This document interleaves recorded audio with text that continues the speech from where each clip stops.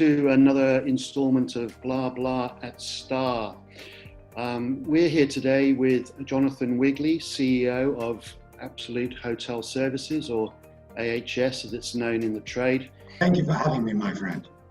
Excellent.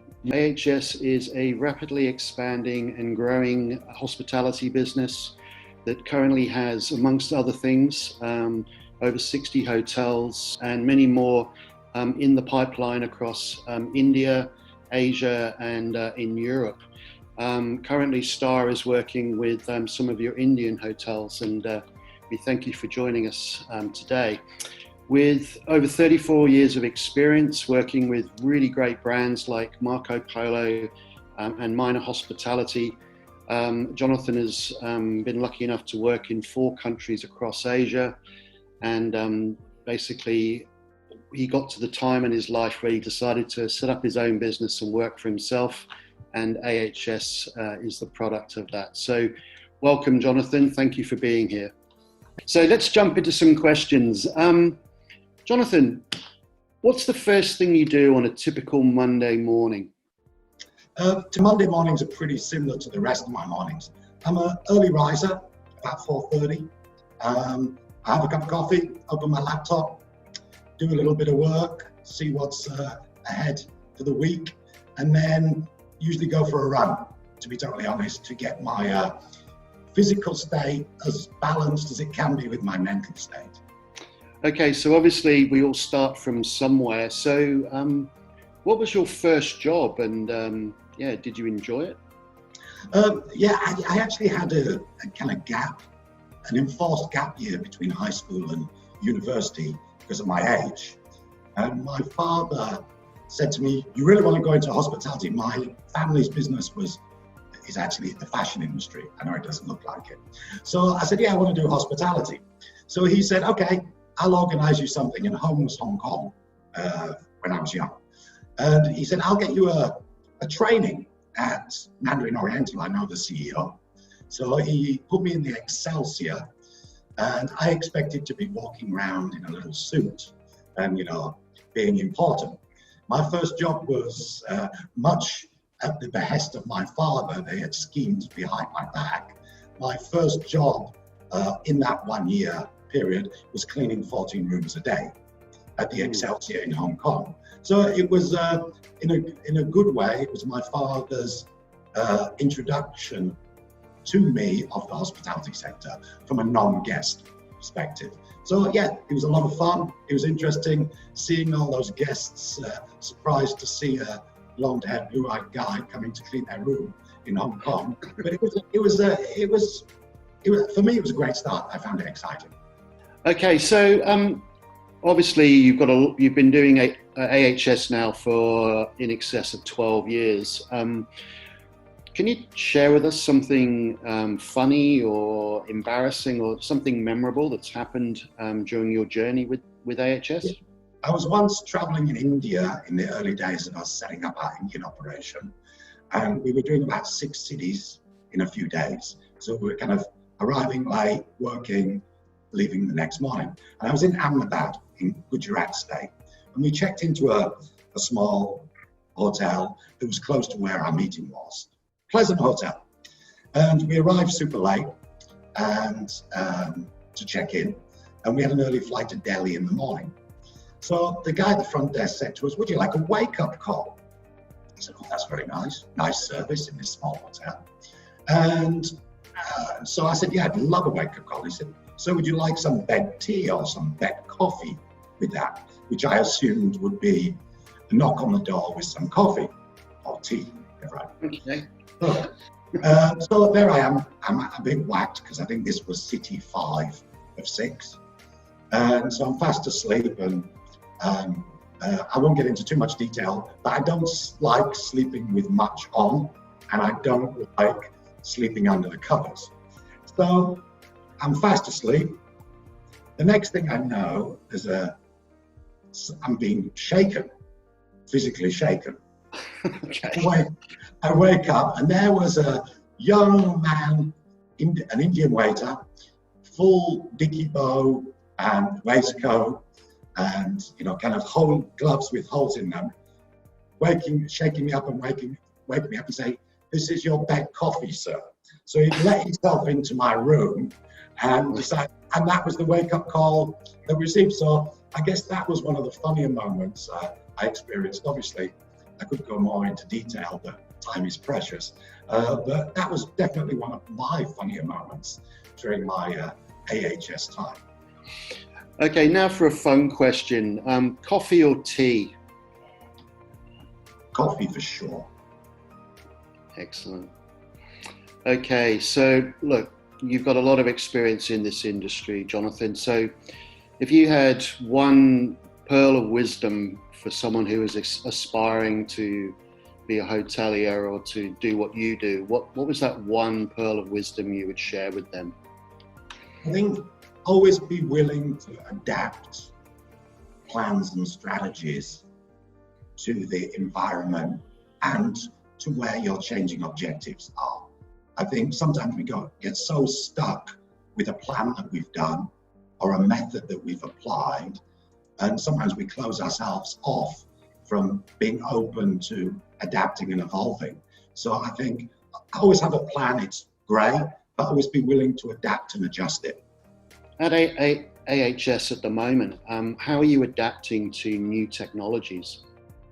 Well, I think obviously my generation, we didn't grow up on technology. So it's been something that we've learned as we've gone along versus being brought up on it. I think we have a very simple philosophy to technology. Number one is the technology must be a slave to us, not we being a slave to technology. I think that's part one. Part two is that we believe in partnering with technology companies rather than buying technology. Because if you buy technology, it's often static and it becomes outdated very quickly. Whereas if you work with a technology partner, is always evolving and developing their products, you will in turn get the benefit of that. Thank you for sharing that.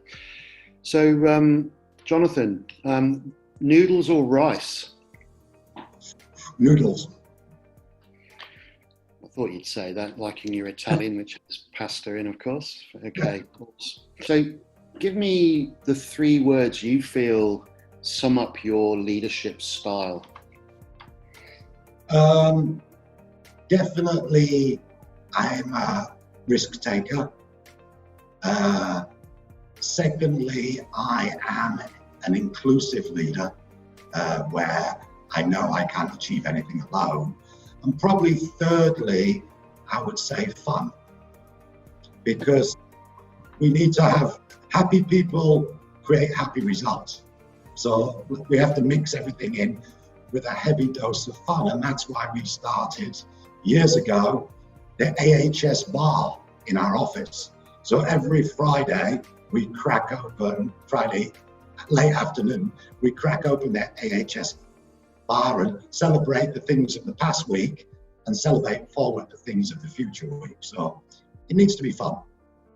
Talking of bars, beer or wine? Wine. Yeah, man after my own heart.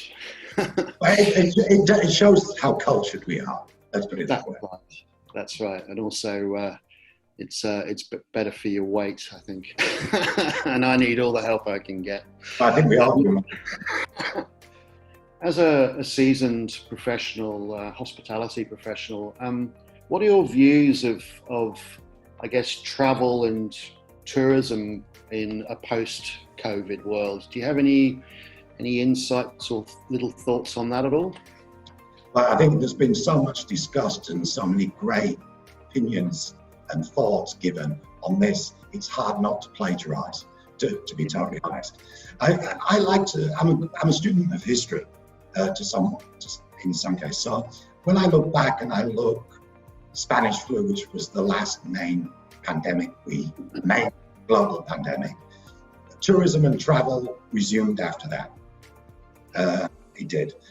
If I look after the huge changes that came to travel, especially after 9/11, we all used to complain about those until they became the norm. So I think there'll be certain things as we learn to live with COVID-19, because I think that's going to be the situation. As we learn to live with it, I think there'll be certain measures that stay. I think especially on the hygiene and the mask wearing side, and then there'll be certain things that dissipate with time. I think it will take time to go back to normal, but the normal will be a bit different in those people will be using a lot more hand sanitizer. They will be wearing masks more frequently than they have before. But I think the fundamentals of travel and tourism will change. People will need to travel and will want to travel. Yeah, I think all we can do, Jonathan, these days is stay positive, stay focused, and do our best to carry on as best we can. But yeah, no, I take on board your points. Okay, so on to something more serious, I guess. Superman or Batman? I'd have to. I'm not a big kind of superhero guy, but I would definitely say Superman, because he's kind of got more out of the world powers. Yeah, he's a. If you like gadgets and stuff, people will go for Batman. But if you like guys who've got pretty much everything else and don't need gadgets, then Superman's the guy. I would say though, Batman better dressed. Yeah, yeah, I'd agree with that one as well. Yeah, I think, anyway, we won't go down there. Just a couple more quick questions about the industry.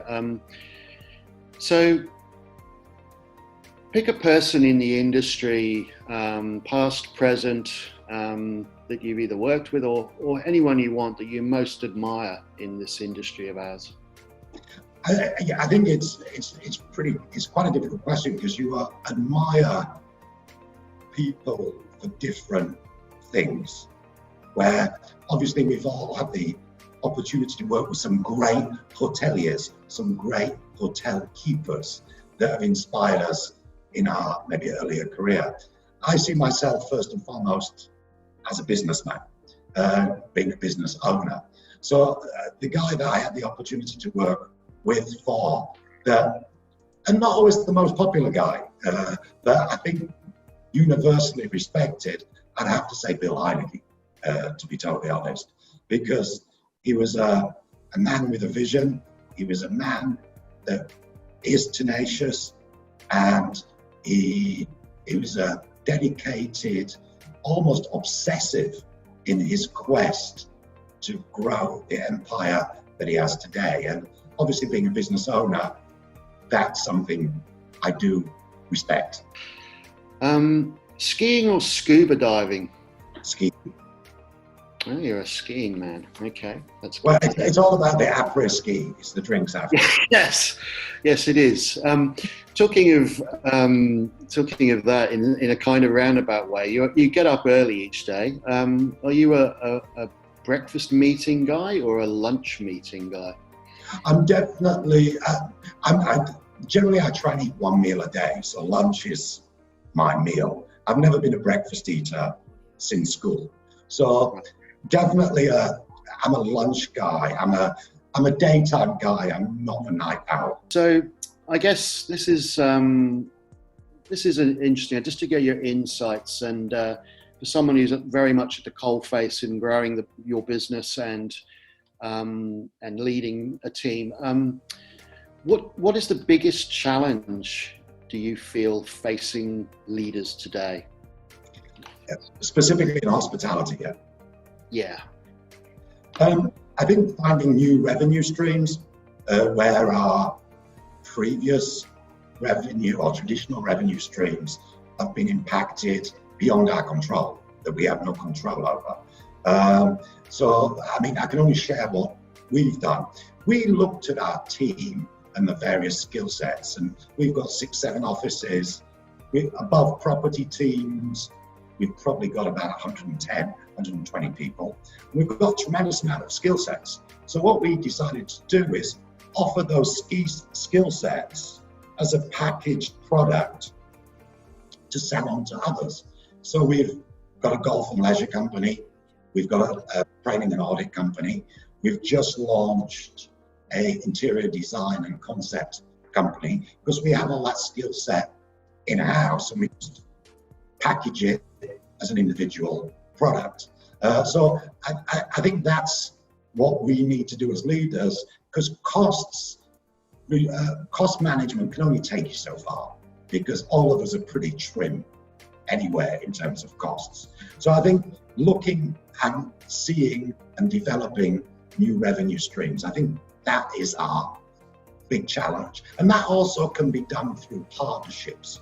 We've reached out to some hotel groups who we know are not quite as fortunate as we are in terms of financial backing, and said, why don't you outsource your operations to us? You keep your brand, you keep your portfolio, you can take it back when times are better, but we'll run it under your brand and help you try and grow that brand during these difficult times. So it's just looking at different ways to do things and develop revenues. One last question before we part. I know that you're a huge football fan, and your team, Leeds, have made it back into the Premier League for the first time in 30 years. So Yes. Just a yes or a no. In the opening game, they'll be playing in Liverpool at Anfield. Will Leeds win, yes or no? Of course, without doubt. And anyone that, if you asked me that question and offered me some odds, I would even be more enthusiastic on it. No, definitely, it's going to be a tough game, but I'm confident that we can do well. And I think Europa Cup place is our objective for our first season in the Premier League. Fantastic. You did say that you were an optimist, so absolutely clarified I'll that. take that as a cloaked compliment. So this is BLAAH BLAAH at STAAH with Jonathan Wigley from AHS. Jonathan, thank you for being with us today and being a good sport. And we wish you all the best in your future endeavours. Thank you very much, Jonathan. Thanks for having me. And I think, guys, you guys at STAAH, this is a great initiative. It's a great platform for us all, and well done, and keep up the good work. Fantastic. Keep safe. Take care. Bye-bye.